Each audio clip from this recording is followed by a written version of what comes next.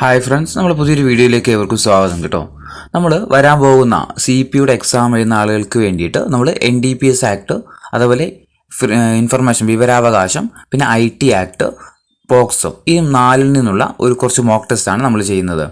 ഒന്നാമത്തെ ചോദ്യം, cocaine, മോർഫിന്, dye acetyl morphine എന്നീ ലഹരി പദാർത്ഥങ്ങളോ മയക്കുമരുന്നോ ഉപയോഗിച്ചാൽ NDPS ആക്ട് സെക്ഷൻ 27 പ്രകാരം ലഭിക്കാവുന്ന ശിക്ഷ ഏതാണ്? കൊക്കൈന്, മോർഫിന്, ഡൈ അസറ്റൈൽ മോർഫിന് എന്നീ ലഹരി പദാർത്ഥങ്ങളോ മയക്കുമരുന്നോ ഉപയോഗിച്ച് കഴിഞ്ഞാൽ NDPS ആക്ട് സെക്ഷൻ 27 പ്രകാരം ലഭിക്കുന്ന ശിക്ഷ എന്താണ്? എന്തായിരിക്കും ഇതിൻ്റെ ശിക്ഷ എന്ന് പറയുന്നത്?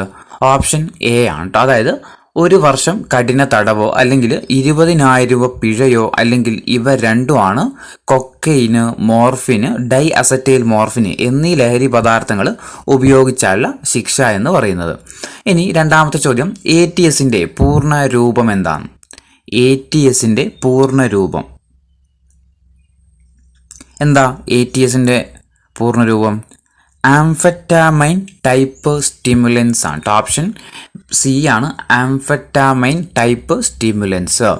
മൂന്നാമത്തെ ചോദ്യം, ഒരു വ്യക്തിയെ പരിശോധിക്കേണ്ട സാഹചര്യം വന്നു കഴിഞ്ഞാൽ അധികാരപ്പെട്ട ഉദ്യോഗസ്ഥൻ കാലതാമസം കൂടാതെ അടുത്തുള്ള ഗസറ്റഡ് ഓഫീസറെയോ മജിസ്ട്രേറ്റിനെയോ സമീപിച്ച് അവരുടെ സാന്നിധ്യത്തിൽ വേണം പരിശോധന നടത്താൻ എന്ന് നിഷ്കർഷിക്കുന്ന NDPS ആക്ടിലെ സെക്ഷൻ ഏതാണ്? ഒരു വ്യക്തിയെ പരിശോധിക്കേണ്ട സാഹചര്യം വന്നു കഴിഞ്ഞാൽ അധികാരപ്പെട്ട ഉദ്യോഗസ്ഥൻ കാലതാമസം കൂടാതെ അടുത്തുള്ള ഗസറ്റഡ് ഓഫീസറെയോ മജിസ്ട്രേറ്റിനെയോ സമീപിച്ച് അവരുടെ സാന്നിധ്യത്തിൽ വേണം പരിശോധന നടത്താൻ എന്ന് നിഷ്കർഷിക്കുന്ന NDPS ആക്ടിലെ സെക്ഷൻ ഏതാണ്? ഏതാ? സെക്ഷൻ 50 ആണ് കേട്ടോ. സെക്ഷൻ 50 ആണ്. ഓപ്ഷൻ സി ആണ് ആൻസർ, സെക്ഷൻ 50. നാലാമത്തെ ചോദ്യം, ചുവടെ കൊടുത്തിരിക്കുന്നതിൽ ചെറിയ അളവിൽ കഞ്ചാവ് കൃഷി ചെയ്യുന്നതുമായി ബന്ധപ്പെട്ട് ലഭിക്കാവുന്ന ശിക്ഷ ഏതാണ്? ചുവടെ കൊടുത്തിരിക്കുന്നതിൽ ചെറിയ അളവിൽ കഞ്ചാവ് കൃഷി ചെയ്യുന്നതുമായി ബന്ധപ്പെട്ട് ലഭിക്കാവുന്ന ശിക്ഷ ഏതാ? 1 വർഷം കഠിന തടവ് അല്ലെങ്കിൽ 10,000 രൂപ പിഴയോ അല്ലെങ്കിൽ ഇത് രണ്ടും കൂടി കേട്ടോ. 1 വർഷം കഠിന തടവ് അല്ലെങ്കിൽ 10,000 രൂപ പിഴ അല്ലെങ്കിൽ ഇവ രണ്ടും കൂടി ലഭിക്കുന്നതാണ്. ഓപ്ഷൻ സി ആണ് ആൻസർ. ഇനി അഞ്ചാമത്തെ ചോദ്യം, NDPS ആക്ട് പ്രകാരം ഏത് സെക്ഷനിലാണ് സൈക്കോട്രോപിക് പദാർത്ഥങ്ങളുമായി ബന്ധപ്പെട്ട ലംഘനത്തിലുള്ള ശിക്ഷയെക്കുറിച്ച് പ്രതിപാദിക്കുന്നത്? NDPS ആക്ട് പ്രകാരം ഏത് സെക്ഷനിലാണ് സൈക്കോട്രോപിക് പദാർത്ഥങ്ങളുമായി ബന്ധപ്പെട്ട ലംഘനത്തിലുള്ള ശിക്ഷയെക്കുറിച്ച് പ്രതിപാദിക്കുന്നത്? ഏതാ സെക്ഷൻ? സെക്ഷൻ 22ലാണ് കേട്ടോ. സെക്ഷൻ 22ലാണ്. ആറാമത്തെ ചോദ്യം, സിന്തറ്റിക് ഡ്രഗ്സുകളെ കുറിച്ച് ചുവടെ നൽകിയിരിക്കുന്ന പ്രസ്താവനയിൽ ശരിയല്ലാത്ത പ്രസ്താവനയാണ്. ശരിയല്ലാത്ത പ്രസ്താവന ഏതൊക്കെയാണെന്ന് കണ്ടെത്താം. 1, ഇവ മനുഷ്യനിർമ്മിത മരുന്നുകളാണ്. ഓപ്ഷൻ ബി, പ്രധാന സ്രോതസ് സസ്യങ്ങളാണ്. ഓപ്ഷൻ സി, രാസപ്രവർത്തനങ്ങളിലൂടെയാണ് സിന്തറ്റിക് ഡ്രഗ്സ് നിർമ്മിക്കുന്നത്. Option D, natural drugs, semi synthetic drugs എന്നിവയുടെ സമ്മിശ്രമാണ് സിന്തറ്റിക് ഡ്രഗ്സ്. ഇതിൽ സിന്തറ്റിക് ഡ്രഗ്സുകളെ കുറിച്ച് ശരിയായ പ്രസ്താവനകൾ ഏതൊക്കെയാണ്? ഏതൊക്കെയാ സിന്തറ്റിക് ഡ്രഗ്സുകളെ കുറിച്ച്? അപ്പോൾ എന്താ ഇതിൻ്റെ ആൻസർ വരിക? ശരിയല്ലാത്ത പ്രസ്താവന, അതായത് സിന്തറ്റിക് ഡ്രഗ്സുകളെ പറ്റിയിട്ട് തെറ്റായ പ്രസ്താവന. ഒന്നാമത്തത്, ഇവ മനുഷ്യനിർമ്മിത മരുന്നുകളാണ്. ആണോ? മരുന്നുകളാണ് അല്ലേ. സിന്തറ്റിക് അതായത് നാച്ചുറൽ അല്ല, മനുഷ്യൻ നിർമ്മിക്കുന്നത്. അപ്പോൾ ഒന്നാമത്തെ പ്രസ്താവന ശരിയാണ്. 2, പ്രധാന സ്രോതസ് സസ്യങ്ങളാണ്. തെറ്റാണ് അല്ലേ. സിന്തറ്റിക് എന്ന് പറഞ്ഞു കഴിഞ്ഞാൽ കൃത്രിമമായിട്ട് നിർമ്മിക്കുന്നത്. അപ്പോൾ ഓപ്ഷൻ ബി തെറ്റാണ്. അപ്പോൾ ബി തെറ്റാണ്. രണ്ടാമത് തെറ്റാണ് നമ്മളോട് എഴുതാൻ പറഞ്ഞിരിക്കുന്നത്. ഓപ്ഷൻ സി, രാസപ്രവർത്തനങ്ങളിലൂടെയാണ് സിന്തറ്റിക് ഡ്രഗ്സ് നിർമ്മിക്കുന്നത്. ആണല്ലേ. സിന്തറ്റിക് പ്രവർത്തനങ്ങൾ എങ്ങനെയാണ്? രാസപ്രവർത്തനങ്ങളിലൂടെയാണ് സിന്തറ്റിക് ഡ്രഗ്സ് ഒക്കെ നിർമ്മിക്കുന്നത്. അപ്പോൾ അത് ശരിയാണ്. Natural drugs, semi synthetic drugs എന്നിവയുടെ സമ്മിശ്രമാണ് സിന്തറ്റിക് ഡ്രഗ്സ് എന്ന് പറയുന്നത്. ശരിയായിരിക്കുമോ? അതും തെറ്റാണ് കേട്ടോ. അങ്ങനെയൊന്നുമില്ല. അപ്പോൾ ഏതൊക്കെയാണ് തെറ്റ്? ബിയും ഡിയുമാണ് തെറ്റായ പ്രസ്താവനകൾ. ഓപ്ഷൻ ഡി അപ്പോൾ ആൻസർ വരിക. ഇനി ഏഴാമത്തെ ചോദ്യം, നാർക്കോട്ടിക് ഡ്രഗ്സുകളെ പ്രധാനമായിട്ടും എത്രയായിട്ട് തരം തിരിച്ചിട്ടുണ്ട്? നാർക്കോട്ടിക് ഡ്രഗ്സുകളെ പ്രധാനമായിട്ടും എത്രയായിട്ടാണ് തരം തിരിച്ചത്? എത്രയാ? 3 ആയിട്ടാണ് കേട്ടോ. 3 ആയിട്ടാണ് പ്രധാനമായിട്ടും നാർക്കോട്ടിക് ഡ്രഗ്സുകളെ തരംതിരിച്ചിരിക്കുന്നത്. എട്ടാമത്തെ ചോദ്യം, NDPS ആക്ട് പ്രകാരം സെക്ഷൻ 20 ഉൾപ്പെടുന്നത് എന്താണ്? സെക്ഷൻ 20 ബന്ധപ്പെട്ട്, അതായത് NDPS ആക്ട് സെക്ഷൻ 20 ബന്ധപ്പെട്ട് ശരിയായിരിക്കാം. ഒന്ന്, ഡ്രഗ്സ് നിർമ്മാണവുമായി ബന്ധപ്പെട്ട ലംഘനത്തിനുള്ള ശിക്ഷയാണ്. ഓപ്ഷൻ ബി, സൈക്കോട്രോപിക് പദാർത്ഥങ്ങളുമായി ബന്ധപ്പെട്ട ലംഘനത്തിനുള്ള ശിക്ഷയാണ്. ഓപ്ഷൻ സി, കഞ്ചാവ് ചെടി, കഞ്ചാവ് എന്നിവയുമായി ബന്ധപ്പെട്ട ലംഘനത്തിനുള്ള ശിക്ഷയാണ്. ഓപ്ഷൻ ഡി, ഒരു കുറ്റകൃത്യം കമ്മീഷൻ ചെയ്യുന്നതിന് പരിസരവും മറ്റും ഉപയോഗിക്കുവാൻ അനുവദിക്കുന്നതിനുള്ള ശിക്ഷയാണ്. ഇതിൽ ഏതാണ് സെക്ഷൻ 20 ബന്ധപ്പെട്ടിട്ട് ശരിയായതെന്ന്? ഏതാ സെക്ഷൻ 20 ബന്ധപ്പെട്ടിട്ട് ശരിയായത്? ഓപ്ഷൻ സി മാത്രമേ ഉള്ളൂ കേട്ടോ. ഓപ്ഷൻ സി മാത്രമേ ഉള്ളൂ ശരിയായത്. ഒൻപതാമത്തെ ചോദ്യം, narcotic drugs and psychotropic substance act നിലവിൽ വന്നതെന്നാണ്? NDPS ആക്ട് നിലവിൽ വന്നതെന്നാണ്? NDPS ആക്ട് നിലവിൽ വന്നത് 1985 നവംബർ 14 1985 നവംബർ 14 അല്ലെ, ശിശുദിനത്തിൻ്റെ അന്നാണ് ഏത് വന്നത്? NDPS ആക്ട് നിലവിൽ വന്നത്. പത്താമത്തെ ചോദ്യം, NDPS ആക്ട് ലോക്സഭ പാസാക്കിയതെന്നാണ്? NDPS ആക്ട് ലോക്സഭ പാസാക്കിയത് 23 ഓഗസ്റ്റ് 1985. 23 ഓഗസ്റ്റ് 1985 നമ്മൾ പറഞ്ഞു. NDPS ആക്ടിൻ്റെ പൂർണ്ണ രൂപം നമ്മൾ ഇത്രയും പറഞ്ഞു. എന്തായിരുന്നു? NDPS act narcotic drugs and psychotropic substance act ആണ് അല്ലേ? Narcotic drugs and psychotropic substance act ആണ്.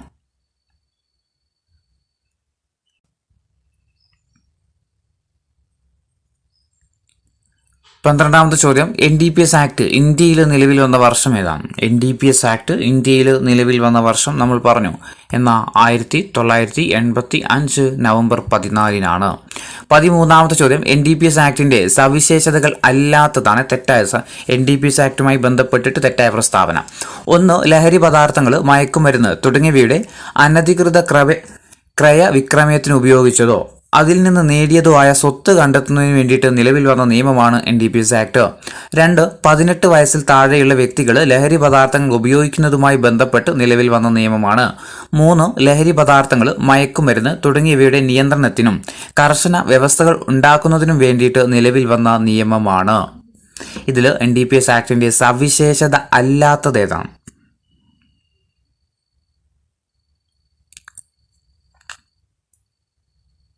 ഏതാ ഇതിൽ സവിശേഷത അല്ലാത്തത്? രണ്ടാമത്തെ മാത്രമാണ് ഈ സവിശേഷത അല്ലാത്തത്. ഏതാ? ഓപ്ഷൻ ബി, ഓപ്ഷൻ സി ആണ് 2 മാത്രം എന്നുള്ളത്. ആൻസർ ഏതാ? 18 വയസ്സിൽ താഴെയുള്ള വ്യക്തികൾ ലഹരി പദാർത്ഥങ്ങൾ ഉപയോഗിക്കുന്നതുമായി ബന്ധപ്പെട്ട് നിലവിൽ വന്ന നിയമമാണെന്നുള്ളത് തെറ്റാണ് കേട്ടോ. അപ്പോൾ ബാക്കി 2 പ്രസ്താവനകൾ വായിക്കുക, NDPS ആക്ടുമായിട്ട് ശരിയായ പ്രസ്താവനകൾ. 14ാമത്തെ ചോദ്യം, narcotic drugs and psychotropic substance act Lok Sabha പാസാക്കിയത് നമ്മൾ പറഞ്ഞു. 15ാമത്തെ ചോദ്യം, കേന്ദ്ര സർക്കാരിൻ്റെ അംഗീകാരമില്ലാതെ ഇന്ത്യക്ക് പുറത്തു നിന്ന് ലഭിക്കുന്ന ഏതെങ്കിലും ലഹരി പദാർത്ഥങ്ങൾ ഇന്ത്യക്ക് പുറത്തുള്ള ഏതെങ്കിലും വ്യക്തികളുമായിട്ട് കച്ചവടത്തിൽ ഏർപ്പെടുകയോ മറ്റോ ചെയ്താൽ 10 മുതൽ 20 വർഷം വരെയുള്ള തടവ് ശിക്ഷയും 1 മുതൽ 2 ലക്ഷം രൂപ വരെ പിഴയും ചുമത്താം എന്ന് പ്രതിപാദിക്കുന്ന സെക്ഷൻ ഏതാണ്?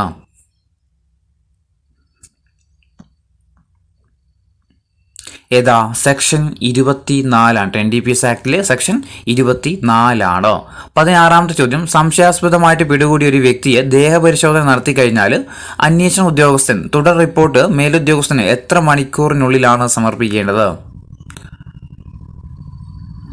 എത്രയാ? ഓപ്ഷൻ ബി ആണ്, 72 മണിക്കൂറാണ്.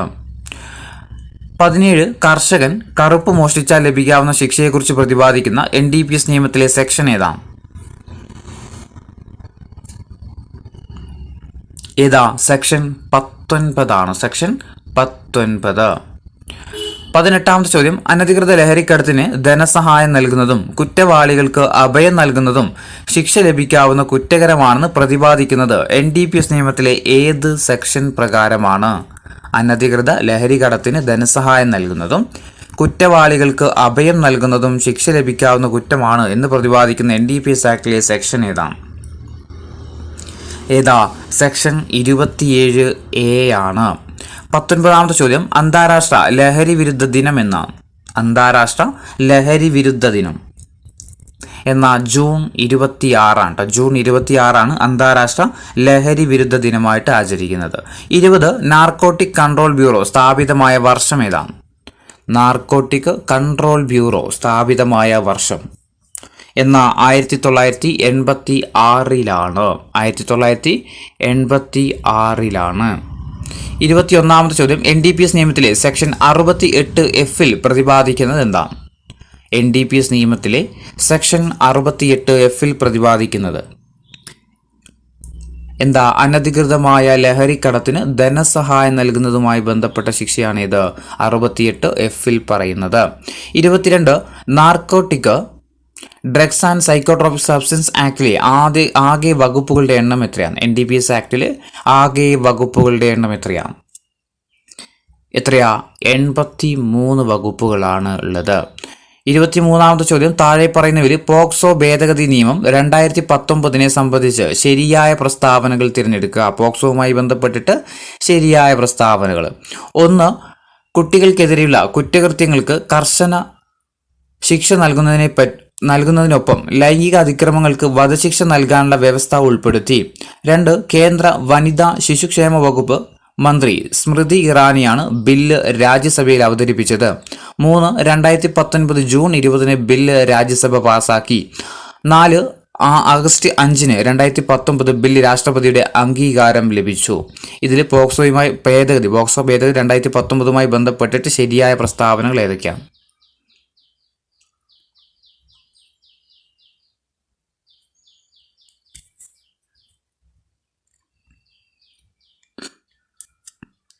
ഏതൊക്കെയാ പോക്സോ ഭേദഗതിയുമായി ബന്ധപ്പെട്ടിട്ട് ശരിയായ പ്രസ്താവന? 1 കുട്ടികൾക്കെതിരെയുള്ള കുറ്റകൃത്യങ്ങൾക്ക് കർശന ശിക്ഷ നൽകുന്നതിനൊപ്പം ലൈംഗിക അതിക്രമങ്ങൾക്ക് വധശിക്ഷ നൽകാനുള്ള വ്യവസ്ഥ ഉൾപ്പെടുത്തി ശരിയാണ്.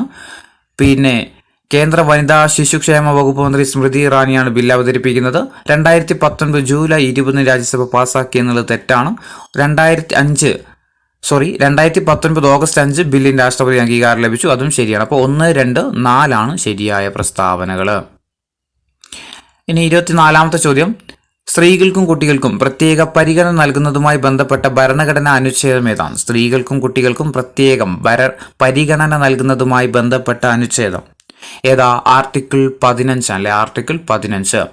25 ഐക്യരാഷ്ട്രസഭ പാസാക്കിയ കുട്ടികളുടെ അവകാശ കൺവെൻഷനിൽ ഇന്ത്യ ഗവൺമെന്റ് ഒപ്പുവെച്ചതെന്നാണ്? ഐക്യരാഷ്ട്രസഭ പാസാക്കിയ കുട്ടികളുടെ അവകാശ കൺവെൻഷനിൽ ഇന്ത്യ ഗവൺമെന്റ് ഒപ്പുവെച്ചത് എന്നാണ്? 1992 December 11 1992 December 11.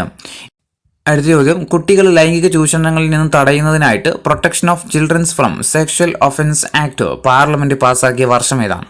POCSO act parliament പാസാക്കിയ വർഷം ഏതാണ്? ഏത് വർഷമാണ് പാസാക്കിയത്? 2012 അല്ലെ? 2012. 27 ചോദ്യം, കുട്ടികൾക്കെതിരെയുള്ള അതിക്രമങ്ങൾ സംബന്ധിച്ച പരാതികൾ ഓൺലൈനായിട്ട് സ്വീകരിക്കുന്നതിന് കേന്ദ്ര സർക്കാർ ആരംഭിച്ച പദ്ധതി ഏതായിരുന്നു? കുട്ടികൾക്കെതിരെയുള്ള അതിക്രമങ്ങൾ സംബന്ധിച്ച പരാതികൾ ഓൺലൈനായിട്ട് സ്വീകരിക്കുന്നതിന് വേണ്ടിയിട്ട് കേന്ദ്ര സർക്കാർ ആരംഭിച്ച പദ്ധതി ഏതായിരുന്നു? പോക്സോ ഇ ബോക്സ് അല്ലേ? പോക്സോ ഇ ബോക്സ് ആണ്. ഓപ്ഷൻ സി ആണ്. സ്മോൾ ഇ എന്നുള്ള കാര്യം ഓർത്ത് നോക്കുക. പോക്സോ ഇ ബോക്സ്, ഇതാണ് ഇ ബോക്സ്, വലിയ ഇ ഇല്ല, E box. 28 POCSO act 2012 chapter 6 പ്രതിപാദിക്കുന്ന പ്രധാന വിഷയം എന്താണ്? പോക്സോ ആക്ട് 2012 ചാപ്റ്റർ 6 പ്രതിപാദിക്കുന്ന പ്രധാന വിഷയം എന്താണ്? കുട്ടികളുടെ മൊഴി രേഖപ്പെടുത്തുന്നതിനുള്ള നടപടിക്രമങ്ങളെക്കുറിച്ചാണ് ചാപ്റ്റർ 6 പറയുന്നത്. 29 സ്പെഷ്യൽ കോടതികളുടെ അധികാരങ്ങളും നടപടിക്രമങ്ങളും തെളിവെടുക്കുന്ന രീതികളെക്കുറിച്ചും പ്രതിപാദിക്കുന്ന പോക്സോ നിയമത്തിലെ ചാപ്റ്റർ ഏതാണ്? സ്പെഷ്യൽ കോടതികളുടെ അധികാരങ്ങളും നടപടിക്രമങ്ങളും തെളിവെടുക്കുന്ന രീതികളെക്കുറിച്ചും പ്രതിപാദിക്കുന്ന പോക്സോ നിയമത്തിലെ ചാപ്റ്റർ ഏതാണ്? ചാപ്റ്റർ 8 ആണ് കേട്ടോ. ചാപ്റ്റർ 8 ആണ്. 30 പോക്സോ നിയമത്തിലെ സെക്ഷൻ 23 പരാമർശിക്കുന്നത് എന്താണ്? പോക്സോ നിയമത്തിലെ സെക്ഷൻ 23 പരാമർശിക്കുന്നത് മാധ്യമങ്ങൾക്കുള്ള നടപടിക്രമമാണ്. മാധ്യമങ്ങൾക്കുള്ള നടപടിക്രമം സെക്ഷൻ 23 പോക്സോയിലേതാ? മാധ്യമങ്ങൾക്കുള്ള നടപടിക്രമത്തെ കുറിച്ചാണ്. ഇനി 31ാമത്തെ ചോദ്യം, ചുവടെ കൊടുത്തിരിക്കുന്നതിൽ പോക്സോ നിയമത്തിലെ സെക്ഷൻ 4 സംബന്ധിച്ച് ശരി അല്ലാത്ത പ്രസ്താവന, സെക്ഷൻ 4 സംബന്ധിച്ച് ശരിയല്ലാത്ത പ്രസ്താവന തിരഞ്ഞെടുക്കാൻ വേണ്ടിയിട്ടാണ്. 2019 നിയമ ഭേദഗതി പ്രകാരം സെക്ഷൻ 4 എന്നതിനെ 4-1 എന്ന് പുനർനാമകരണം ചെയ്തു. ഓപ്ഷൻ ബി, സെക്ഷൻ 4(3) പ്രകാരം 16 വയസ്സിൽ താഴെയുള്ള കുട്ടികൾക്ക് നേരെ അതിക്രമങ്ങൾ നടത്തുന്നവർക്ക് 10 വർഷം തടവ് ശിക്ഷ ലഭിക്കാവുന്നതാണ്. ഓപ്ഷൻ സി, 2012 പോക്സോ നിയമം സെക്ഷൻ 4 പ്രകാരം ലൈംഗിക കടന്നുകയറ്റം ചെയ്യുന്ന വ്യക്തിക്ക് പരമാവധി ജീവപര്യന്തം ശിക്ഷയ്ക്ക് അർഹനാണ്. ഓപ്ഷൻ ഡി, സെക്ഷൻ 4(1) ഉപസെക്ഷനുകളായിട്ട് 4(2), 4(3) എന്നിവ ഉൾപ്പെടുത്തിയിരിക്കുന്നു. അപ്പം ഇതിൽ ശരിയല്ലാത്ത പ്രസ്താവന ഏതാണ് കേട്ടോ വേണ്ട? ശരിയല്ലാത്ത പ്രസ്താവന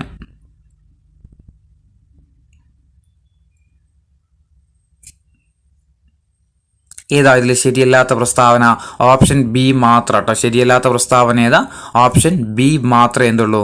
ശരിയല്ലാത്ത പ്രസ്താവനയുള്ളൂ. ഇത് മാത്രം ശരിയല്ലാത്ത പ്രസ്താവന കേട്ടോ. ഇനി 33, പോക്സോ ആക്ടിന്റെ പൂർണ്ണ രൂപം എന്താണ്? പോക്സോ ആക്ടിന്റെ പൂർണ്ണ രൂപം എന്താ? Protection of childrens from sexual offence അല്ലേ? Protection of children from sexual offence act ആണ്. 34ാമത്തെ ചോദ്യം, പോക്സോ ആക്ട് പാസ്സാക്കിയതെന്നാണ്. പോക്സോ ആക്ട് പാസ്സാക്കിയത് എന്നാ പോക്സോ ആക്ട് പാസ്സാക്കുന്നത് 19 ജൂൺ 2012 അല്ലേ? 19 ജൂൺ 2012. ഇനി 35, പോക്സോ ആക്ട് പ്രാബല്യത്തിൽ വന്നതെന്നാണ്. പോക്സോ ആക്ട് പ്രാബല്യത്തിൽ വന്നത് എന്നാ പോക്സോ ആക്ട് പ്രാബല്യത്തിൽ വരുന്നത്? November 14, 2012 November 14, 2012. പോക്സോ നിയമം കേരളത്തിൽ വന്ന വർഷം ഏതാണ്? പോക്സോ നിയമം കേരളത്തിൽ വന്ന വർഷം ഏതാ? ഏതിനാ? 2012 തന്നെയാണ്. പോക്സോ നിയമപ്രകാരം കുട്ടികളായിട്ട് കണക്കാക്കപ്പെടുന്നത്, പോക്സോ നിയമപ്രകാരം കുട്ടികളായിട്ട് കാണുന്നത് എത്ര വയസ്സിന് താഴെയുള്ള ആളുകളെയാ? 18 വയസ്സിന് താഴെയുള്ള കുട്ടികളെയാണെന്ത്? പോക്സോ നിയമപ്രകാരം കുട്ടികളായിട്ട് കണക്കാക്കുന്നത്. 38ാമത്തെ ചോദ്യം പ്രസ്താവനയാണ്. പോക്സോ നിയമത്തിന്റെ പ്രത്യേകതകളുമായിട്ട് കണക്കാക്കുന്നത് എന്തൊക്കെയാണ്? അതായത് പോക്സോ നിയമവുമായി ബന്ധപ്പെട്ടിട്ട് ശരിയായ പ്രസ്താവനകൾ ഏതൊക്കെയാണ്? 1, ലൈംഗിക ചൂഷണത്തിന് ഇരയാവുന്ന കുട്ടികളെ ആൺപെൺ വ്യത്യാസമില്ലാതെ നീതിയും സംരക്ഷണവും ഉറപ്പാക്കുന്ന രീതിയിലാണ് നിയമം നിർമ്മിച്ചിട്ടുള്ളത്. 2, കുട്ടികൾക്കെതിരെയുള്ള അതിക്രമങ്ങൾ പ്രത്യേക മുൻസിഫ് കോടതികളിലാണ് വിചാരണ നടത്തുന്നത്. 3, കുറ്റകൃത്യങ്ങൾക്ക് തരംതിരിച്ചുള്ള നടപടിക്രമങ്ങളും ശിക്ഷയും ഈ നിയമം വ്യവസ്ഥ ചെയ്യുന്നുണ്ട്. ഇതിൽ ഇപ്പോൾ ഈ 3 പ്രസ്താവനയിൽ പോക്സോ നിയമവുമായി ബന്ധപ്പെട്ടിട്ട് ശരിയായ പ്രസ്താവനകൾ ഏതൊക്കെയാണ്?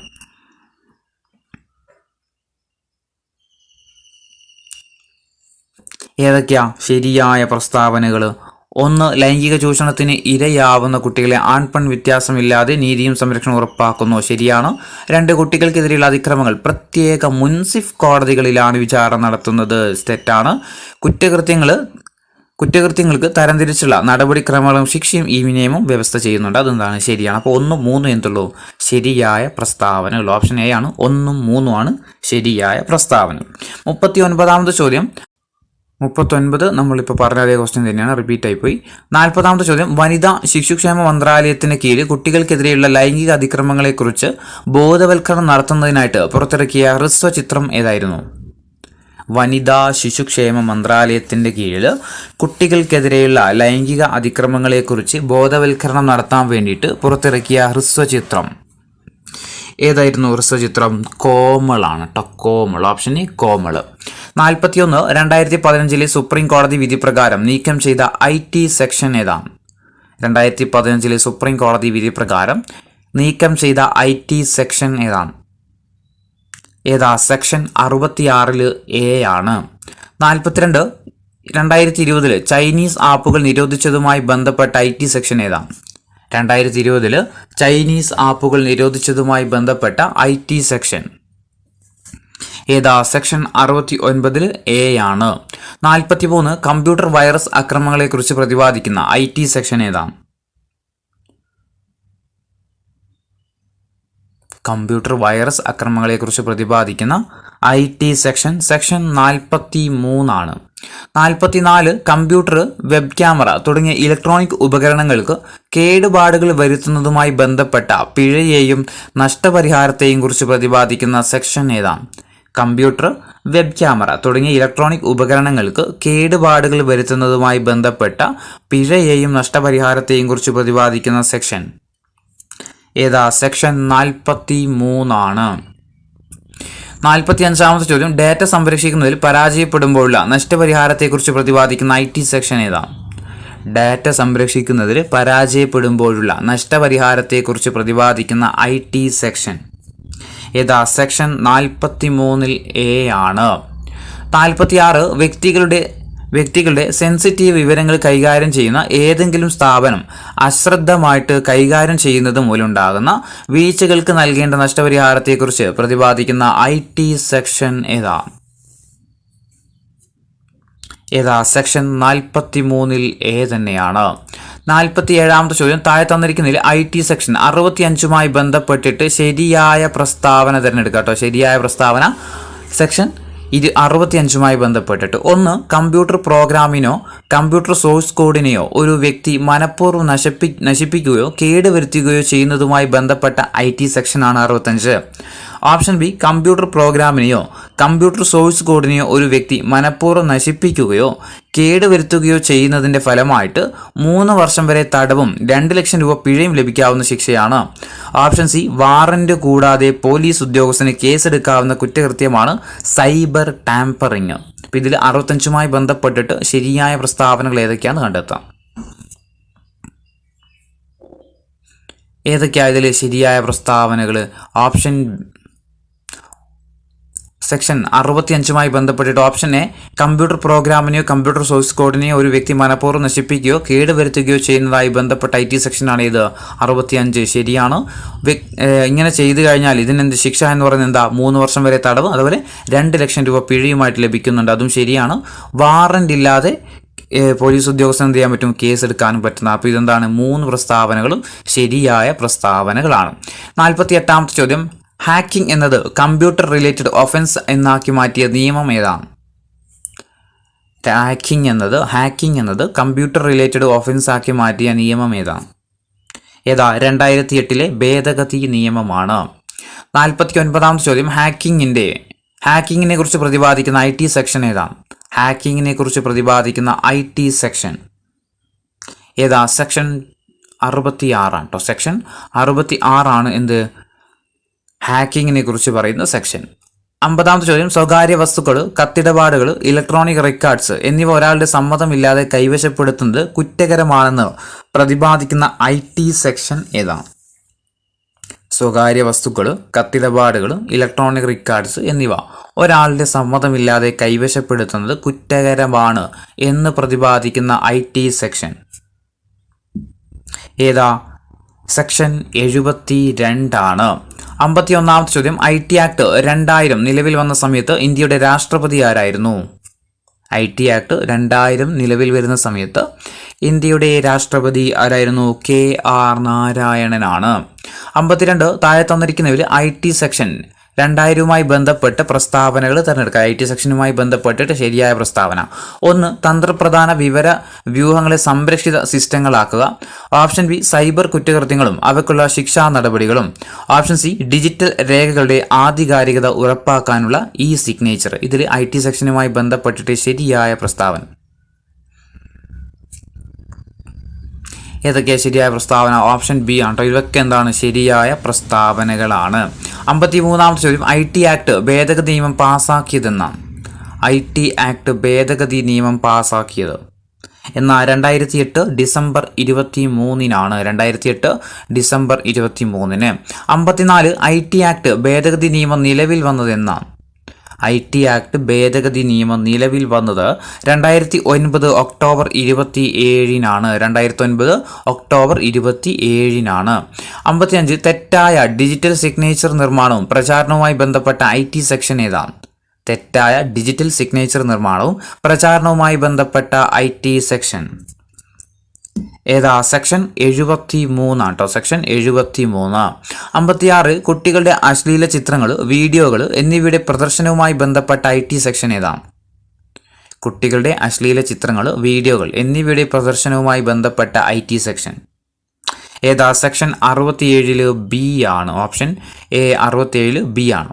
57-ാമത്തെ ചോദ്യം, സൈബർ ടെററിസവുമായി ബന്ധപ്പെട്ട IT സെക്ഷൻ. സൈബർ ടെററിസവുമായി ബന്ധപ്പെട്ട IT സെക്ഷൻ ഏതാ? 66 F ആണ്.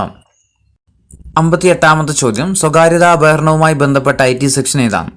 സ്വകാര്യതാ അപഹരണവുമായി ബന്ധപ്പെട്ട IT സെക്ഷൻ ഏതാ? 66 E ആണ്.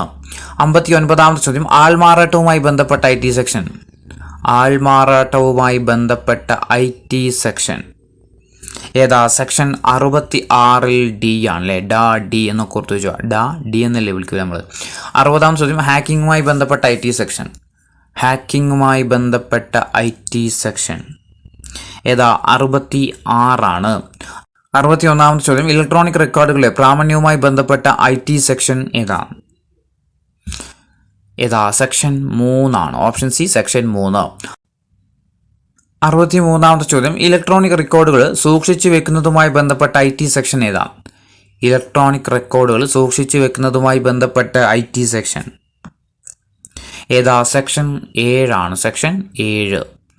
64 ഡിജിറ്റൽ സിഗ്നേച്ചർ സർട്ടിഫിക്കറ്റുകൾ വിതരണം ചെയ്യാനുള്ള ലൈസൻസുമായി ബന്ധപ്പെട്ട IT സെക്ഷൻ. ഡിജിറ്റൽ സിഗ്നേച്ചർ സർട്ടിഫിക്കറ്റുകൾ വിതരണം ചെയ്യാനുള്ള ലൈസൻസുമായി ബന്ധപ്പെട്ട IT സെക്ഷൻ ഏതാ? സെക്ഷൻ 21 ആണ്. 65 ഡിജിറ്റൽ സിഗ്നേച്ചർ നിയമപരമായി തിരിച്ചറിയുന്നതുമായി ബന്ധപ്പെട്ട IT സെക്ഷൻ. ഡിജിറ്റൽ സിഗ്നേച്ചർ നിയമപരമായി തിരിച്ചറിയുന്നതിന് ബന്ധപ്പെട്ട IT സെക്ഷൻ ഏതാ? സെക്ഷൻ 5 ആണ്. 66 ഇന്ത്യയിൽ സൈബർ സുരക്ഷയുമായി ബന്ധപ്പെട്ട് പ്രവർത്തിക്കുന്ന സ്ഥാപനം ഏതാണ്? താഴെ തന്നിരിക്കുന്നതിൽ ഇന്ത്യയിൽ സൈബർ സുരക്ഷയുമായി ബന്ധപ്പെട്ട് പ്രവർത്തിക്കുന്ന സ്ഥാപനം ഏതാ? CERT ആണ് കേട്ടോ. CERT.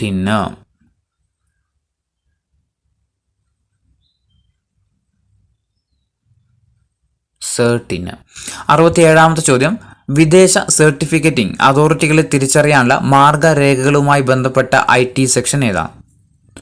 വിദേശ സർട്ടിഫിക്കറ്റിംഗ് അതോറിറ്റികളെ തിരിച്ചറിയാനുള്ള മാർഗരേഖകളുമായി ബന്ധപ്പെട്ട IT സെക്ഷൻ ഏതാ? സെക്ഷൻ 19 ആണ്. Option C section 19. 68 IT act ഭേദഗതി ചെയ്ത വർഷം ഏതാണ്? IT ആക്ട് ഭേദഗതി ചെയ്ത വർഷം 2008 69 ഇന്ത്യയിൽ IT ആക്ട് പാസാക്കിയതെന്നാണ്?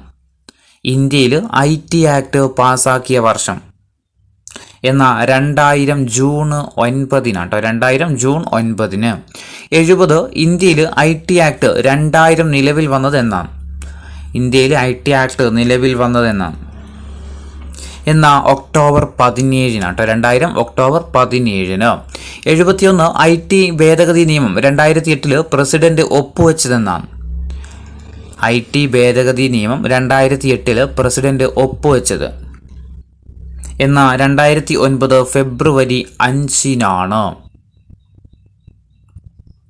73 ഭേദഗതി ചെയ്ത IT ആക്ട് നിലവിൽ വന്നതെന്നാണ്? ഭേദഗതി ചെയ്ത IT ആക്ട് നിലവിൽ വന്നത് 2009 ഒക്ടോബർ 27. 2009 ഒക്ടോബർ 27. 73 സംസ്ഥാനത്തെ മുഖ്യ വിവരാവകാശ കമ്മീഷണറും മറ്റും കമ്മീഷണർമാരും സത്യപ്രതിജ്ഞ ചെയ്യുന്നത് ആരുടെ മുമ്പിലാണ്? സംസ്ഥാന മുഖ്യ വിവരാവകാശ കമ്മീഷണറും മറ്റു കമ്മീഷണർമാരും സത്യപ്രതിജ്ഞ ചെയ്യുന്നത് ആരുടെ മുൻപിലാണ്? ആരാ? ഗവർണറാണ്. Option D governor. 74 സംസ്ഥാന മുഖ്യ വിവരാവകാശ കമ്മീഷണറും മറ്റു കമ്മീഷണർമാരും രാജി സമർപ്പിക്കുന്നത് ആർക്കാണ്? സംസ്ഥാന മുഖ്യ വിവരാവകാശ കമ്മീഷണറും മറ്റു കമ്മീഷണർമാരും രാജി സമർപ്പിക്കുന്നത് ആർക്കാണ്? ഗവർണർക്ക് തന്നെയാണ്. ഓപ്ഷൻ ഡി ഗവർണർക്ക്. 75 കേന്ദ്ര മുഖ്യ വിവരാവകാശ കമ്മീഷണറെയും കമ്മീഷണർമാരെയും നിയമിക്കുന്നതാരാണ്? കേന്ദ്ര മുഖ്യ വിവരാവകാശ കമ്മീഷണറെയും കമ്മീഷണർമാരെയും രാഷ്ട്രപതിയാണ്. 76 വിവരാവകാശ ഭേദഗതി നിയമം പാസാക്കിയ വർഷം ഏതാണ്? വിവരാവകാശ ഭേദഗതി നിയമം പാസാക്കിയ വർഷം 2019 2019. 77-ാമത്തെ ചോദ്യം, കേന്ദ്ര മുഖ്യ വിവരാവകാശ കമ്മീഷണറെയും കമ്മീഷണർമാരെയും നീക്കം ചെയ്യുന്നതാരാണ്? കേന്ദ്ര മുഖ്യ വിവരാവകാശ കമ്മീഷണറെയും കമ്മീഷണർമാരെയും നീക്കം ചെയ്യുന്നത്? ആരാ? പ്രസിഡന്റ് ആണ്. 78ാമത്തെ ചോദ്യം, കേരള സംസ്ഥാന വിവരാവകാശ കമ്മീഷൻ രൂപീകൃതമായ വർഷം ഏതാണ്? കേരള സംസ്ഥാന വിവരാവകാശ കമ്മീഷൻ രൂപീകൃതമായ വർഷം 2005 ഡിസംബർ 19 79 കേന്ദ്ര വിവരാവകാശ കമ്മീഷനിലെ പരമാവധി അംഗങ്ങളുടെ എണ്ണം എത്രയാണ്? കേന്ദ്ര വിവരാവകാശ കമ്മീഷനിലെ പരമാവധി അംഗങ്ങളുടെ എണ്ണം എത്രയാ? 11 കേട്ടോ. 11 അംഗങ്ങളാണ് മാക്സിമം. 80ാമത്തെ ചോദ്യം, സംസ്ഥാന മുഖ്യ വിവരാവകാശ കമ്മീഷണറെയും കമ്മീഷണർമാരെയും നീക്കം ചെയ്യുന്നതാരാണ്? സംസ്ഥാന മുഖ്യ വിവരാവകാശ കമ്മീഷണറെയും കമ്മീഷണർമാരെയും നീക്കം ചെയ്യുന്നത് ആരാ? ഗവർണർ തന്നെയാണ്. Option A, governor. 81 സംസ്ഥാന മുഖ്യ വിവരാവകാശ കമ്മീഷണറുടെയും കമ്മീഷണർമാരുടെയും കാലാവധി എത്രയാണ്? സംസ്ഥാന മുഖ്യ വിവരാവകാശ കമ്മീഷണറുടെയും കമ്മീഷണർമാരുടെയും കാലാവധി എത്രയാ? അത് ആര് തീരുമാനിക്കും? കേന്ദ്ര സർക്കാർ തീരുമാനിക്കുന്നത് പോലെയാണ്. 82 സംസ്ഥാന മുഖ്യ വിവരാവകാശ കമ്മീഷണറെയും കമ്മീഷണർമാരെയും നിയമിക്കുന്നത് ആരാണ്? സംസ്ഥാന മുഖ്യ വിവരാവകാശ കമ്മീഷണറെയും കമ്മീഷണർമാരെയും നിയമിക്കുന്നത് ആരാ? നിയമിക്കുന്നത് ഗവർണറാണ് അല്ലെ? Option D, ഗവർണറാണ്. 83 നിലവിലെ കേരള സംസ്ഥാന മുഖ്യ വിവരാവകാശ കമ്മീഷണർ ആരാണ്? നിലവിലെ കേരള സംസ്ഥാന മുഖ്യ വിവരാവകാശ കമ്മീഷണർ ആരാ? വി ഹരിനായരാണ്. 84 കേരളത്തിലെ പ്രഥമ ചീഫ് ഇൻഫർമേഷൻ കമ്മീഷണർ ആരാ? കേരളത്തിലെ ആദ്യത്തെ ചീഫ് ഇൻഫർമേഷൻ കമ്മീഷണർ ആരാ? പാലാട്ട് മോഹൻദാസ് ആണ്. പാലാട്ട് മോഹൻദാസ്. 85 കേരള സംസ്ഥാന വിവരാവകാശ കമ്മീഷന്റെ ആസ്ഥാനം എവിടെയാണ്? കേരള സംസ്ഥാന വിവരാവകാശ കമ്മീഷന്റെ ആസ്ഥാനം എവിടെയാ? തിരുവനന്തപുരം. 86 വിവരാവകാശവുമായി ബന്ധപ്പെട്ട കേസുകളിൽ അധികാരമുള്ള കോടതി ഏതാണ്? വിവരാവകാശവുമായി ബന്ധപ്പെട്ട കേസുകളിൽ അധികാരമുള്ള കോടതി ഏതാ? സുപ്രീം കോടതിയും ഹൈക്കോടതിക്കുമാണ്. 87 വിവരാവകാശ നിയമത്തിന്റെ സെക്ഷൻ 15 എന്തുമായി ബന്ധപ്പെട്ടിരിക്കുന്നു? വിവരാവകാശ നിയമത്തിന്റെ സെക്ഷൻ 15 എന്തുമായി ബന്ധപ്പെട്ടതാണ്? ഏതാ? സ്റ്റേറ്റ് ഇൻഫർമേഷൻ കമ്മീഷന്റെ രൂപീകരണമാണ്. സ്റ്റേറ്റ് ഇൻഫർമേഷൻ കമ്മീഷന്റെ രൂപീകരണം. സംസ്ഥാന വിവരാവകാശ കമ്മീഷന്റെ രൂപീകരണത്തെക്കുറിച്ച് പറയുന്ന സെക്ഷനാണ് ഇത്, സെക്ഷൻ 15. 88 മുഖ്യ വിവരാവകാശ കമ്മീഷണറെ നിയമിക്കുന്നത് ശുപാർശ ചെയ്യുന്ന സമിതിയിൽ അംഗമല്ലാത്തതാരാണ്? മുഖ്യ വിവരാവകാശ കമ്മീഷണറെ നിയമിക്കുന്നതിന് ശുപാർശ ചെയ്യുന്ന സമിതിയിൽ അംഗമല്ലാത്തത് ആരാ? സ്പീക്കറാണ് കേട്ടോ, ലോക്സഭാ സ്പീക്കർ. അപ്പോൾ ആരൊക്കെയാണ് അംഗം? പ്രധാനമന്ത്രി, പ്രതിപക്ഷ നേതാവ്, അതുപോലെ പ്രധാനമന്ത്രി നാമനിർദ്ദേശം ചെയ്യുന്ന ഒരു ക്യാബിനറ്റ് മന്ത്രിയുമാണ്. 89 വിവരാവകാശ നിയമത്തിന്റെ മുൻഗാമി എന്നറിയപ്പെടുന്നത്? വിവരാവകാശ നിയമത്തിന്റെ മുൻഗാമി എന്നറിയപ്പെടുന്നതാണ് ഫ്രീഡം ഓഫ് ഇൻഫർമേഷൻ ആക്ട് 2002 ആണ് അല്ലെ? Freedom of information act 2002. 90 വിവരാവകാശ നിയമപ്രകാരം വിവരം ലഭിക്കാൻ അപേക്ഷാ ഫീസ് നൽകേണ്ടതില്ലാത്തത് ഏത് വിഭാഗമാണ്? വിവരാവകാശ നിയമപ്രകാരം വിവരം ലഭിക്കാൻ അപേക്ഷാ ഫീസ് നൽകേണ്ടതില്ലാത്ത വിഭാഗം ഏതാ? ദാരിദ്ര്യരേഖക്ക് താഴെയുള്ളവരാണ്. 91 കേന്ദ്ര വിവരാവകാശ കമ്മീഷന്റെ ആസ്ഥാനം. കേന്ദ്ര വിവരാവകാശ കമ്മീഷന്റെ ആസ്ഥാനം എവിടെയാ? CIC ഭവനാണ് അല്ലെ? CIC ഭവൻ. 92 നമ്മുടെ ജനാധിപത്യത്തിന്റെ സൂര്യ തേജസ് എന്നറിയപ്പെടുന്ന നിയമം ഏതാ? വിവരാവകാശ നിയമമാണ് അല്ലെ? നമ്മുടെ ജനാധിപത്യത്തിന്റെ സൂര്യ തേജസ് എന്നാണ് അറിയപ്പെടുന്നത് ഇത്, വിവരാവകാശ നിയമം. 93 നിയമനിർമ്മാണ സഭകളുടെ പ്രത്യേക അവകാശങ്ങളുടെ ലംഘനത്തിന് കാരണമായേക്കാവുന്ന വിവരങ്ങൾ വെളിപ്പെടുത്തലിൽ നിന്നും ഒഴിവാക്കപ്പെട്ടിരിക്കുന്നു എന്ന് പ്രതിപാദിച്ചിരിക്കുന്ന സെക്ഷൻ ഏതാ? നിയമനിർമ്മാണ സഭകളുടെ പ്രത്യേക അവകാശങ്ങളുടെ ലംഘനത്തിന് കാരണമായേക്കാവുന്ന വിവരങ്ങൾ വെളിപ്പെടുത്തലിൽ നിന്നും ഒഴിവാക്കപ്പെട്ടിരിക്കുന്നു എന്ന് പ്രതിപാദിച്ചിരിക്കുന്ന സെക്ഷൻ ഏതാണ്? സെക്ഷൻ 8 ആണ്. ഓപ്ഷൻ ഡി, സെക്ഷൻ 8 ആണ്. 94ാമത്തെ ചോദ്യം, കോടതി വിലക്കുള്ള വിവരങ്ങൾ വെളിപ്പെടുത്താൻ കഴിയില്ലെന്ന് പ്രതിപാദിക്കുന്ന വിവരാവകാശ നിയമത്തിലെ സെക്ഷൻ ഏതാണ്? കോടതി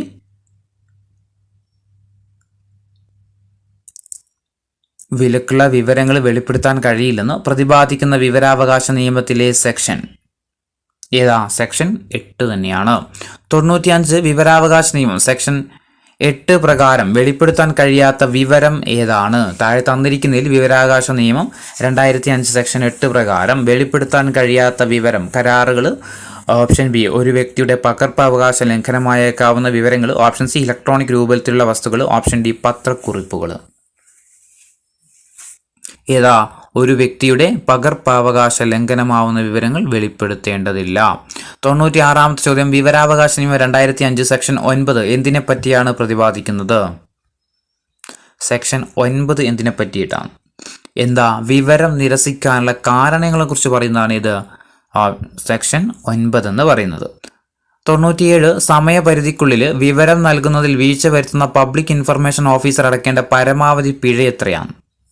സമയപരിധിക്കുള്ളിൽ വിവരം നൽകുന്നതിൽ വീഴ്ച വരുത്തുന്ന പബ്ലിക് ഇൻഫർമേഷൻ ഓഫീസർ അടക്കേണ്ട പരമാവധി പിഴ എത്രയാ? പരമാവധി തുക എന്ന് പറയുന്നത് 25,000 രൂപയാണ്. 98 സമയപരിധിക്കുള്ളിൽ വിവരം നൽകുന്നതിൽ വീഴ്ച വരുത്തുന്ന പബ്ലിക് ഇൻഫർമേഷൻ ഓഫീസർ അടക്കേണ്ട പിഴ എത്രയാണ്? സമയപരിധിക്കുള്ളിൽ വിവരം നൽകുന്നതിൽ വീഴ്ച വരുത്തുന്ന പബ്ലിക് ഇൻഫർമേഷൻ ഓഫീസർ അടക്കേണ്ട പിഴ പെർ ഡേ എത്രയാ? അത് 250 രൂപയാണ് അല്ലേ? ഒരു ദിവസം 250 രൂപ. 99 ഒരു വ്യക്തിയുടെ ജീവനോ സ്വത്തിനോ സ്വാതന്ത്ര്യത്തിനോ ഭീഷണിയാവുന്ന വിവരങ്ങൾ മറുപടി എത്ര ദിവസത്തിനുള്ളിലാണ് നൽകേണ്ടത്? ഒരു വ്യക്തിയുടെ ജീവനോ സ്വത്തിനോ ബാധിക്കുന്നതാണെങ്കിൽ എത്ര ദിവസത്തിനുള്ളിലാണ് അല്ലെങ്കിൽ മണിക്കൂറിനുള്ളിലാണ് വിവരം നൽകേണ്ടത്? എത്രയാ? 48 മണിക്കൂറിനുള്ളിലാണ്. 100ാമത്തെ ചോദ്യം, അസിസ്റ്റന്റ് പബ്ലിക് ഇൻഫർമേഷൻ ഓഫീസർ തനിക്ക് ലഭിക്കുന്ന അപേക്ഷയ്ക്കുള്ള മറുപടി നൽകേണ്ടത് എത്ര ദിവസത്തിനുള്ളിലാണ്? അസിസ്റ്റന്റ് പബ്ലിക് ഇൻഫർമേഷൻ ഓഫീസർ തനിക്ക് ലഭിക്കുന്ന അപേക്ഷയ്ക്കുള്ള മറുപടി നൽകേണ്ടത് എത്ര ദിവസത്തിനുള്ളിലാണ്? 35 ദിവസത്തിനുള്ളിലാണ് കേട്ടോ. 35 ദിവസത്തിനുള്ളിൽ. Assistant public information officer. 101 വിവരാവകാശ നിയമം നിലവിൽ വന്ന വർഷം ഏതാണ്? വിവരാവകാശ നിയമം നിലവിൽ വന്ന വർഷം 2005 ഒക്ടോബർ 12 ഓപ്ഷൻ ഡി ആണ് 2005 ഒക്ടോബർ 12. 102 വിവരാവകാശ നിയമം പാർലമെന്റ് പാസ്സാക്കുന്നതിന് പ്രേരക ശക്തിയായ സംഘടന ഏതാണ്? വിവരാവകാശ നിയമം പാർലമെന്റ് പാസ്സാക്കുന്നതിന് പ്രേരക ശക്തിയായ സംഘടന ഏതാ? മസ്ദൂർ കിസാൻ ശക്തി സംഘടന കേട്ടോ. മസ്ദൂർ കിസാൻ ശക്തി സംഘടൻ. 103ാമത്തെ ചോദ്യം, തമിഴ്നാട്ടിൽ വിവരാവകാശ നിയമം പാസ്സാക്കിയ വർഷം ഏതാണ്? തമിഴ്നാട്ടിൽ വിവരാവകാശ നിയമം പാസ്സാക്കിയ വർഷം 1997 1997 എവിടെ വരുന്നത്? തമിഴ്നാട്ടിൽ വിവരാവകാശ നിയമം വരുന്നത്. 104 വിവരാവകാശ നിയമം പ്രാബല്യത്തിൽ കൊണ്ടുവന്ന പ്രധാനമന്ത്രി ആരാണ്? വിവരാവകാശ നിയമം പ്രാബല്യത്തിൽ കൊണ്ടുവന്ന പ്രധാനമന്ത്രി ആരായിരുന്നു? 2005 മൻമോഹൻ സിംഗ് ആണ് അല്ലെ? മൻമോഹൻ സിംഗ്. 105 ഇന്ത്യയിൽ ആദ്യമായിട്ട് വിവരാവകാശ അപേക്ഷ നൽകിയ വ്യക്തി ആരായിരുന്നു? ഇന്ത്യയിൽ ആദ്യമായിട്ട് വിവരാവകാശ അപേക്ഷ നൽകിയ വ്യക്തി ആരാ? ഷാഹിദ് റാസ ബെർണോയ് അല്ലേ? Option D Shahid Raza Bernoy. 106 മസ്ദൂർ കിസാൻ ശക്തി സംഘത്തിന്റെ സ്ഥാപകൻ ആരാണ്? മസ്ദൂർ കിസാൻ ശക്തി സംഘടനയുടെ സ്ഥാപക ആരാ? അരുണ റോയ് അല്ലെ? ഓപ്ഷൻ എ അരുണ റോയ് ആണ്. 107ാമത്തെ ചോദ്യം, താഴെ തന്നിരിക്കുന്നതിൽ വിവരാവകാശ നിയമത്തിന്റെ പ്രധാന ലക്ഷ്യങ്ങൾ ഏതൊക്കെയാണെന്ന് തിരഞ്ഞെടുക്കുക. പ്രധാന ലക്ഷ്യം എന്തൊക്കെയാണ്? വിവരാവകാശ നിയമത്തിന്റെ പ്രധാന ലക്ഷ്യങ്ങൾ: 1 അഴിമതി തടയുക. 2 സർക്കാർ സ്ഥാപനങ്ങളിൽ വിശ്വസ്തതയും സുതാര്യതയും വർദ്ധിപ്പിക്കുക. 3 സർക്കാർ ധനസഹായം നൽകുന്ന സ്ഥാപനങ്ങളിൽ വിശ്വസ്തതയും സുതാര്യതയും വർദ്ധിപ്പിക്കുക. ഇതിലേതൊക്കെയാണ് വിവരാവകാശ നിയമവുമായി ബന്ധപ്പെട്ട് ശരിയായത്? ഏതൊക്കെയാണ് ശരിയായത്? 1 അഴിമതി തടയുക ലക്ഷ്യമാണ്. സർക്കാർ സ്ഥാപനങ്ങളിൽ വിശ്വസ്തതയും സുതാര്യതയും ഉറപ്പാക്കുക. അതുപോലെ സർക്കാർ ധനസഹായം നൽകുന്ന സ്ഥാപനങ്ങളിൽ വിശ്വസ്തതയും സ്വകാര്യതയും ഉറപ്പാക്കുക. ഇത് 3 എന്താണ്? ശരിയായ പ്രസ്താവനകളാണ്. ഓപ്ഷൻ ഡി എല്ലാം ശരിയാണ്. 108ാമത്തെ ചോദ്യം, വിവരാവകാശ നിയമപ്രകാരം വിവരം ലഭിക്കുന്നതിനുള്ള അപേക്ഷാ ഫീസ് എത്രയാണ്? വിവരാവകാശ നിയമപ്രകാരം വിവരം ലഭിക്കുന്നതിനുള്ള അപേക്ഷാ ഫീസ് എത്രയാ? 10 രൂപയാണ്. 109 വിവരാവകാശ നിയമപ്രകാരം വിവരം ലഭിക്കുന്നതിനുള്ള അപേക്ഷ നൽകേണ്ടത് ആർക്കാണ്? വിവരാവകാശ നിയമപ്രകാരം വിവരം ലഭിക്കുന്നതിനുള്ള അപേക്ഷ കൊടുക്കേണ്ടത് ആർക്കാ? പബ്ലിക് ഇൻഫർമേഷൻ ഓഫീസർക്കാണ്. 110 പബ്ലിക് ഇൻഫർമേഷൻ ഓഫീസർ തനിക്ക് ലഭിക്കുന്ന അപേക്ഷയ്ക്കുള്ള മറുപടി നൽകേണ്ടത് എത്ര ദിവസത്തിനുള്ളിലാണ്? പബ്ലിക് ഇൻഫർമേഷൻ ഓഫീസർ തനിക്ക് ലഭിക്കുന്ന അപേക്ഷയ്ക്കുള്ള മറുപടി നൽകേണ്ടത് എത്ര ദിവസത്തിനുള്ളിലാണ്? എത്ര ദിവസത്തിനുള്ളിലാണ്? 30 ദിവസത്തിനുള്ളിലാണ് അല്ലേ? നമ്മൾ പറഞ്ഞു 35 ദിവസം ആർക്കായിരുന്നു? അത് അസിസ്റ്റന്റ് പബ്ലിക് ഇൻഫർമേഷൻ ഓഫീസർ ആണെങ്കിൽ 35 ദിവസത്തിനുള്ളിലും പബ്ലിക് ഇൻഫർമേഷൻ ഓഫീസർ ആണെങ്കിൽ അത് 30 ദിവസത്തിനുള്ളിലാണ് വിവരം കൊടുക്കേണ്ടത്. 111 ലോകത്ത് ആദ്യമായിട്ട് വിവരാവകാശ നിയമം പാസ്സാക്കിയ വർഷം ഏതാ? പാസ്സാക്കിയ രാജ്യം ഏതാ? ലോകത്ത് ആദ്യമായിട്ട് വിവരാവകാശ നിയമം പാസ്സാക്കിയ രാജ്യം ഏതാ? സ്വീഡനാണ് അല്ലെ? സ്വീഡനാണ്. 112 വിവരാവകാശ നിയമം പാസ്സാക്കിയ ഇന്ത്യയിലെ ആദ്യത്തെ സംസ്ഥാനം. വിവരാവകാശ നിയമം പാസ്സാക്കിയ ഇന്ത്യയിലെ ആദ്യത്തെ സംസ്ഥാനം ഏതായിരുന്നു? തമിഴ്നാട് അല്ലെ? തമിഴ്നാട്ടിൽ ഏത് വർഷമാണ് വന്നത്? 1997 113 വിവരാവകാശ നിയമം ഇന്ത്യൻ പാർലമെന്റ് പാസ്സാക്കിയ വർഷം ഏതാണ്? വിവരാവകാശ നിയമം ഇന്ത്യൻ പാർലമെന്റ് പാസ്സാക്കിയ വർഷം എന്നാൽ 2005 ജൂൺ 15 2005 ജൂൺ 15.